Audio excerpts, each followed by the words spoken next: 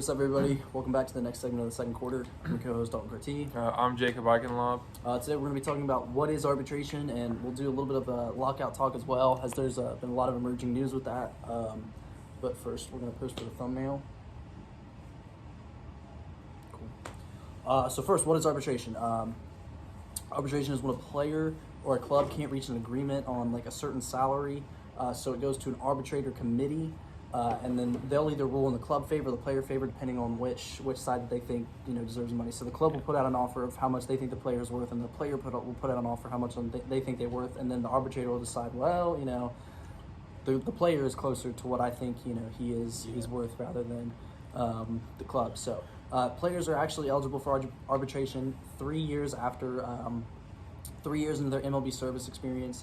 But under 6, because 6 is when they hit the free agency mark. So as long as they are over 3 years in the major leagues, they are eligible for arbitration. You can avoid arbitration by offering them a contract extension or signing them to a separate contract. An example of this was like Acuna last year.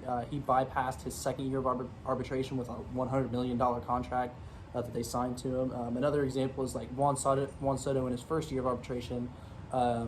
They reached an agreement before he hit that at $8.5 million last year. So those are two like examples of what arbitration is, and like that's as best as I can explain it. Yeah, it's a tricky concept to grasp. You kind of have to like be really into the MLB and like the off season to understand it very well. So obviously, our last content we talked about the lockout in the Hall of Fame. So not much has changed with the lockout except. They did implement a universal DH rule, and the MLB is trying to like enhance the collective bargaining tax, which would make it easier to tank, and players don't want that. They want more competitive balance. They want every team to be trying to fight for a playoff spot every year instead of teams tanking to get better players in the prospect drafts and like the Rule 5 draft. And also to the lockout, the MLB has currently stopped steroid testing because that agreement. That's a big one.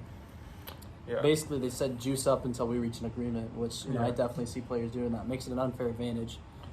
Major League also, they said they want to extend spring training from a 3-week period to a 4-week period due to like some injury data that they've gathered. They think 4 weeks will keep guys a little bit healthier rather than the 3-week period. Manfred said that the MLB is prepared to make an aggressive move Saturday when they resume negotiations towards the MLBPA. So we'll see then. Like as you mentioned before, they have agreed upon a universal DH, which to some fans is they don't like it. Yeah, I mean I could go either way with it. I really don't care if you want the truth. I mean, more hitters, I guess. You can look at it one way. I mean, the AL had the DH, right? The AL already had it. So, I mean, if you're a fan of, like, the Yankees or the Rays or a team like that, you're already used to it. Yeah, it doesn't affect you. If you're, like, a Rockies or a Reds fan, well, you're going to learn. Personally, I do like the move because with AL player or, like, with the AL teams, they're gearing their teams with an extra hitter to where NL teams are gearing their teams, like, with the pitcher hit. So when it comes to World Series time, the AL already has that extra hitter, and the NL just got to throw somebody in there that's on their bench. Yeah. So I do like the move to have a universal DH. It's not maybe as retro, I guess. The word for it is. In a sense. It's not as how baseball is supposed to be played according to some people, but I do like it because now NL teams can gear their franchises. Because like most teams in the AL have a dude on their roster that they sign just to hit the ball, not to field. Yep. So with the NL doing that now, like they can sign dudes like that, like Nelson Cruz if he wants to sign somewhere else. Like the NL's open for him now, and so because he won't just be a pinch hitter, he'll be an actual designated hitter. He will hit. He won't do anything else. Yeah, so I'm a fan of it. Yeah, I mean, I like it. I don't have a problem with it. I mean, I'm used to it being in the AL and seeing it like that. So, I mean, it's not really a big deal to me. I could have went either way with it if you want the truth. But I think it's a good progressive move for baseball and making the games more high-scoring, competitive in a sense, instead of having pitchers hit like 2 or 3 times a game.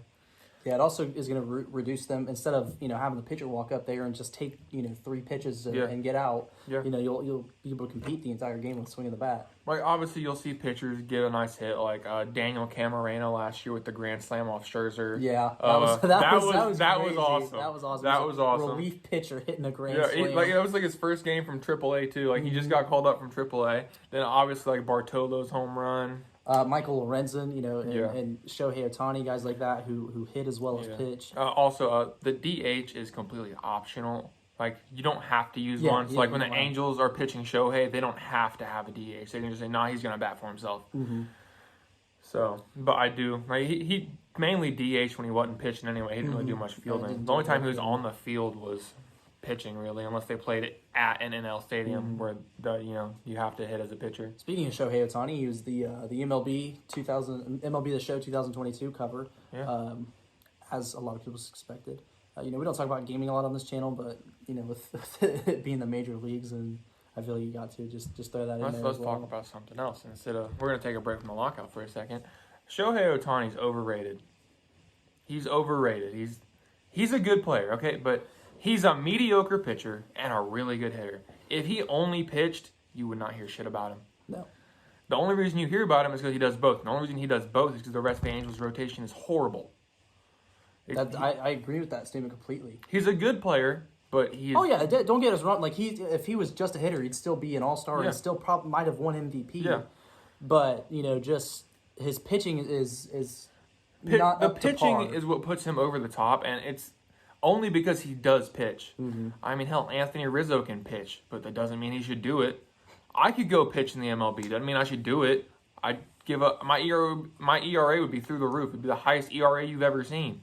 But I could still do it if a team signed me. You could pitch. I probably could. I mean, I think I could hit like a nice 83 maybe. I could probably hit like a good 25. If they gave me enough at bats. No, I meant like throwing the ball. Oh. I think I could hit an 83 mile an hour if I'm not aiming for accuracy. Maybe if I crow hop. If I'm just throwing that as hard as I can with no accuracy, I can get 83. But in my prime, they clocked me on the gun. I was like, I think 75 at the most. I think if I get a nice crow hop into it, I might be able to touch 80. Nah, bro. Whenever I was a baseball player, I just pitched and played center field. I couldn't hit for fuck. I couldn't either. I was a pitcher. I pitched. When I pitched, I had a DH. When I played center field, I bunted every time. I was a second baseman and a pitcher, dude. I was a fielder and a pitcher. I couldn't hit. I could not hit. Oh, God. Despite what I might have told you, I couldn't hit. You always told me you batted like 400. Nah, I might have batted like maybe for the 40. maybe for the 3 games I played, I was batting 400. You're batting 400 through 5 at bats. Yeah, through 5 at bats. Yeah, just all on bunts.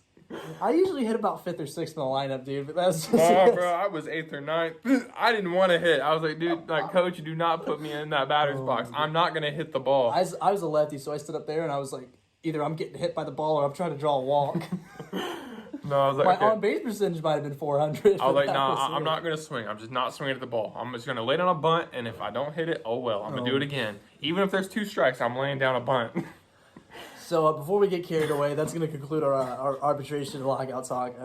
So we're going to continue to watch the NFL award honors as they've only announced up to the defensive rookie of the year. Actually, they just announced the comeback player of the year, but we're not going to say who it is. Well, I'll tell you by the time we post this, everybody's going to know who it is. I understand that, but we'll get into that in our recap. They're going to watch our episode.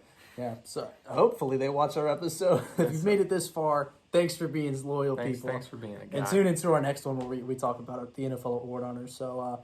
Hey, also one more thing real quick. We're probably going to talk about basketball at some point, like once the Super Bowl's over and all that's going on in the MLB is the lockout. So if y'all want to see us do like March Madness brackets and talk about the the NBA and the NCAA, either leave a comment here, like DM us on our Instagram page.